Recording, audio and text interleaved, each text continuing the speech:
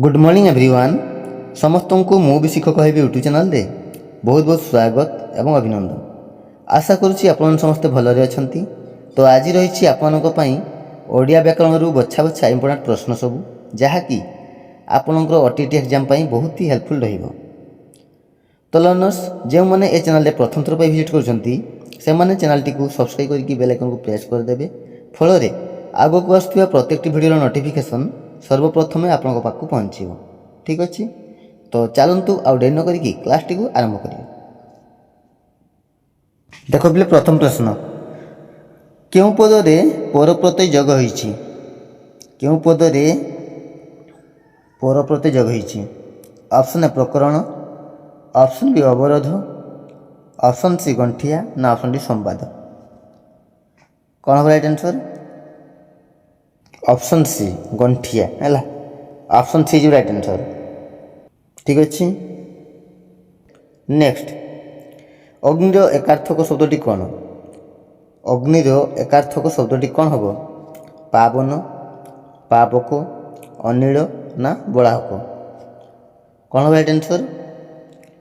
अग्निर एकार्थक शब्दटी हो option B पावक है। Option B जो राइट आंसर। नेक्स्ट, निर्जल पदटी किपरि गठित होइछि? निर्जल पदटी किपरि गठित होइछि? नि प्लस जल, ऑप्शन बी नीर प्लस जल, ऑप्शन सी न प्लस जल, ऑप्शन डी अण प्लस जल। कौन हम राइट आंसर? निर्जल पदटी किपरि गठित होइछि? ऑप्शन बी नीर प्लस जल है। नीर प्लस जल निर्जल, ऑप्शन बी जो राइट आंसर। नेक्स्ट, उत्कर्षर विपरीतार्थ बोधक शब्दटी चिन्हाओ। उत्कर्षर विपरीत शब्द, उत्कर्षर विपरीत कौन हम पिले? निकर्ष, विकर्ष, अपकर्ष, ऑप्शन डी आकर्ष। कौन हम राइट आंसर? उत्कर्षर विपरीत शब्दटी हूँ अपकर्ष है। उत्कर्ष अपकर्ष। ठीक अच्छे। नेक्स्ट, ठीक शब्दटी को चिन्हट कर। निम्नलिखित मध्य ठीक शब्दटी चिन्हाओ। कौन हम राइट आंसर? उत्तेजित, उत्तेजित, उत्तेजित, उत्तेजित है। तो कौटा ठीक? उत्तेजित, ऑप्शन सी है। ऑप्शन सी जो राइट आंसर। नेक्स्ट, अंधर लौड़ी रूढ़ीटीर अर्थ कौन? अंधर लौड़ी कौन हम राइट आंसर? अंध लोकर शत्रु, असहायर सहाय, अंध मानक बाड़ी खेल, अंध लोकर दौड़ी। कौन हम राइट आंसर? अंध लौड़ी अर्थात असहायर सहाय है। ऑप्शन बी जो राइट आंसर। नेक्स्ट, दुख प्लस अवस्था रो संधि रूपटी कौन हम?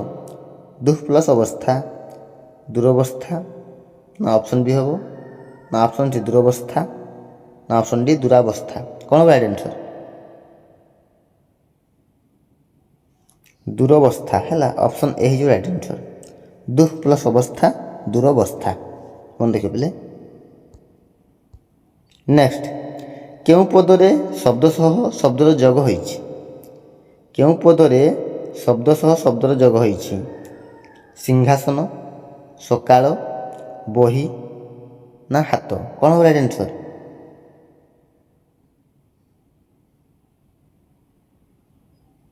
ऑप्शन ए सिंहासन है।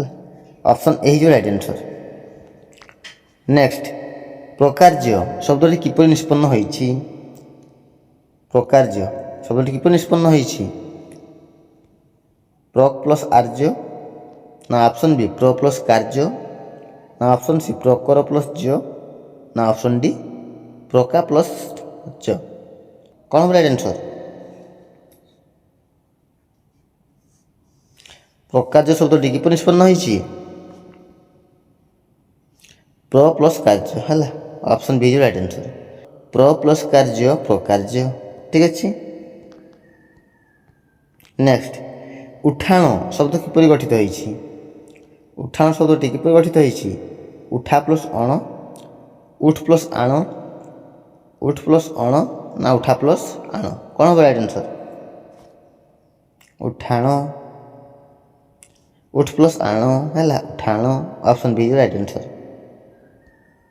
ନେକ୍ସଟ, ଦୀର୍ଘରୁ ଶିକ୍ଷା ଦେବାର ସପକ୍ଷ ଯୁକ୍ତିଟି କ'ଣ? ଅପସନ୍ ଏ, ଏହା ଏକ ସରଳ ଲିପି ନୁହେଁ। ଅପସନ୍ ବି, ଏଥିରେ ଓଡ଼ିଆରେ ଶବ୍ଦ ନାହିଁ। ଅପସନ୍ ସି, ଏହାର ମାତ୍ରା ରୂପ ଓଡ଼ିଆରେ ବ୍ୟବହୃତ।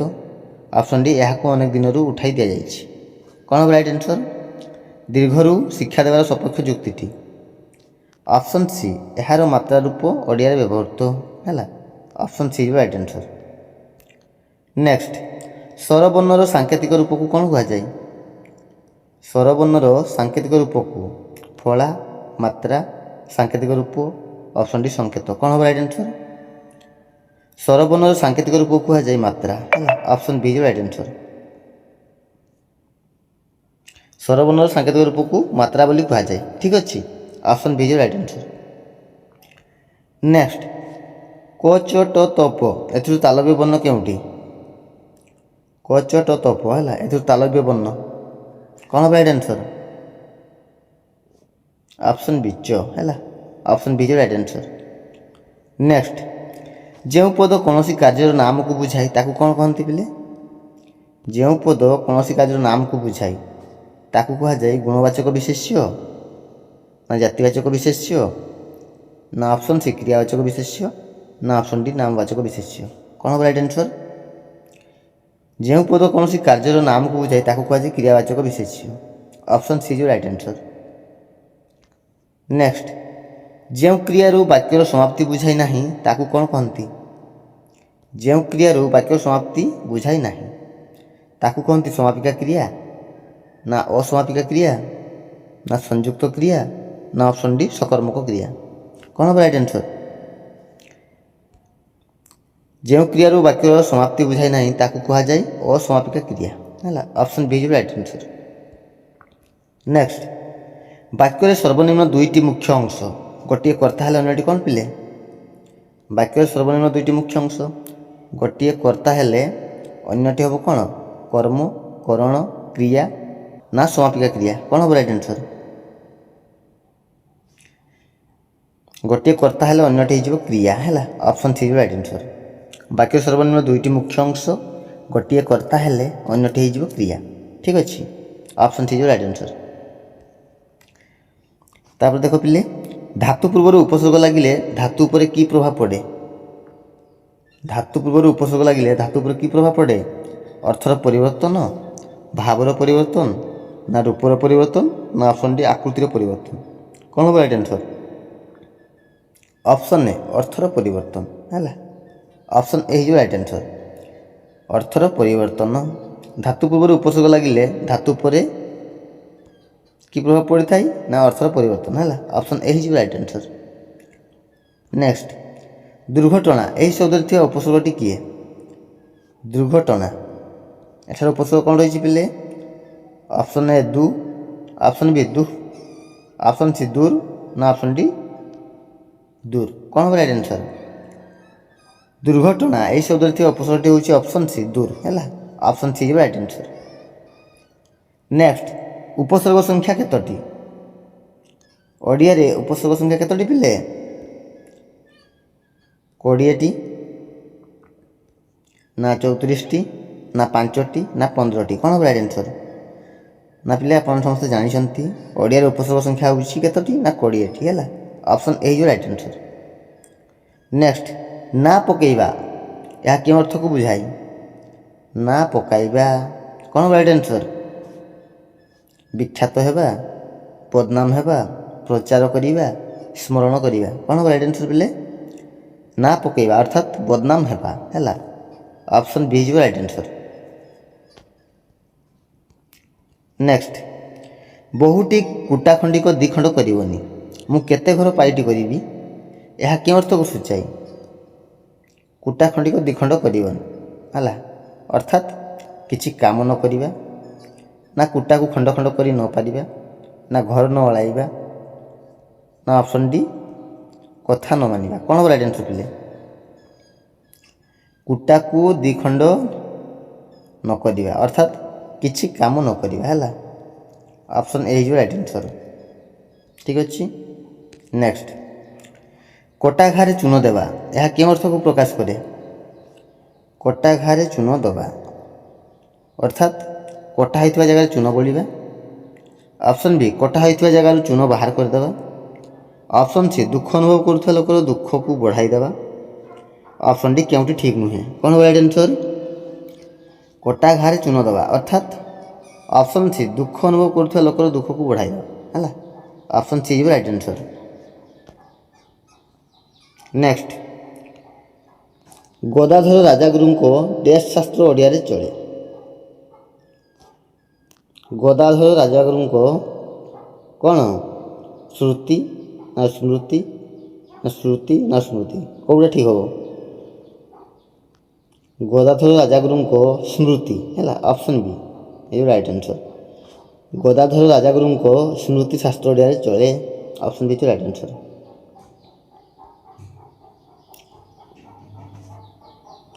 ନେକ୍ସଟ, ଡ୍ୟାସ୍ ଶୈଳେ କଲେ ବସତି ସୌମିତ୍ରୀ ସଙ୍ଗେ ପ୍ରଭୁ ରାଘବପତି କ'ଣ ହେବ ରାଇଟ୍ ଆନ୍ସର୍?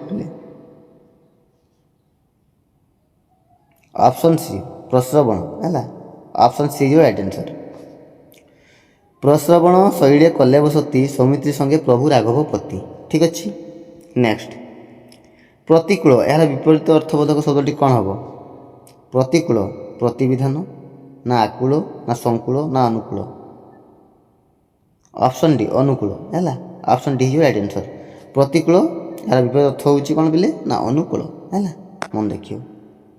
ନେକ୍ସଟ, ଐ କେଉଁ ପ୍ରକାର ବର୍ଣ୍ଣ? ଐ କେଉଁ ପ୍ରକାର ବର୍ଣ୍ଣ? ବ୍ୟଞ୍ଜନ ବର୍ଣ୍ଣ, ସ୍ପର୍ଶ ବର୍ଣ୍ଣ, ଯୁକ୍ତ ସ୍ୱର ବର୍ଣ୍ଣ ନା ବିଯୁକ୍ତ ସ୍ୱର ବର୍ଣ୍ଣ? କ'ଣ ହେବ ରାଇଟ୍ ଆନ୍ସର୍? ଐ ହେଉଛି ଯୁକ୍ତ ସ୍ୱର ବର୍ଣ୍ଣ ହେଲା। Option C right answer. Next, ନଦୀ କେଉଁ ଶ୍ରେଣୀର ପଦ? ନଦୀ କେଉଁ ଶ୍ରେଣୀର ପଦ? ତତ୍ସମ, ତଦ୍ଭବ, ଦେଶଜ ନା ବୈଦେଶିକ? ଅପସନ୍ ଏ ତତ୍ସମ ହେଲା। Option A right answer. Next, କ୍ରିୟାବାଚକ ବିଶେଷ୍ୟ ପଦ କେଉଁଟି? ନିମ୍ନଲିଖିତ ମଧ୍ୟରୁ କ୍ରିୟାବାଚକ ବିଶେଷ୍ୟ ପଦ ଚିହ୍ନାଅ। ମାଟି, ବହି, ପଢ଼ା, ଭଦ୍ରତା। କ'ଣ ହେବ ରାଇଟ୍ ଆନ୍ସର୍? କ୍ରିୟାବାଚକ ବିଶେଷ୍ୟ ପଦଟି ହେଉଛି ଅପସନ୍ ସି ପଢ଼ା ହେଲା। Option C right answer. Next, ଭଲ ପିଲା ଆଦର ପାଏ ଏଠାରେ ରେଖାଙ୍କିତ ଶବ୍ଦଟି କେଉଁ ପଦ? ଭଲ ପିଲା ହେଲା। କ'ଣ ହେବ? ବିଶେଷ୍ୟ, ବିଶେଷଣ, କ୍ରିୟା ନା ଅବ୍ୟୟ? ଭଲ ପିଲା ଆଦର ପାଏ ଏଠାରେ ରେଖାଙ୍କିତ ପଦଟି ହେଉଛି ବିଶେଷ୍ୟ ହେଲା। କ'ଣ ହେବ ପିଲେ? ଅପସନ୍ ଏ ବିଶେଷ୍ୟ ଠିକ୍ ଅଛି। ନେକ୍ସଟ, ଅସମ୍ପୃକ୍ତ ଶବ୍ଦଟିକୁ ବାଛି ଅଲଗା କର। ନିମ୍ନଲିଖିତ ମଧ୍ୟରୁ ଅସମ୍ପୃକ୍ତ ଶବ୍ଦଟିକୁ ବାଛି ଅଲଗା କର। ଖାଉଅଛି, ଆଖୁ, କାଲି, ସଡ଼କ। କ'ଣ ହେବ ରାଇଟ୍ ଆନ୍ସର୍? ଏଠାରେ ଅଲଗା ଶବ୍ଦଟି କ'ଣ ହେବ? Option A ଖାଉଅଛି। ଅପସନ୍ ଏ ଯିବ ରାଇଟ୍ ଆନ୍ସର୍। ତ ପିଲେ ଏଇ ଥିଲା ଆପଣଙ୍କ ପାଇଁ ଓଡ଼ିଆ ଗ୍ରାମାରରୁ ଇମ୍ପୋର୍ଟାଣ୍ଟ ପ୍ରଶ୍ନ ସବୁ। ତ ଭିଡ଼ିଓ ଯଦି ଭଲ ଲାଗିଥାଏ ତେବେ ଲାଇକ୍ କରିବାକୁ ଭୁଲିବେନି ଏବଂ ନିଜ ସାଙ୍ଗସାଥିମାନଙ୍କୁ ସେୟାର ମଧ୍ୟ କରିଦେବେ। ତ ଆଉ ଗୋଟେ ନୂଆ ଭିଡ଼ିଓ ଦେଖା ହେବା। ସେ ପର୍ଯ୍ୟନ୍ତ ରହୁଛି। ଧନ୍ୟବାଦ। ଜୟ ଜଗନ୍ନାଥ।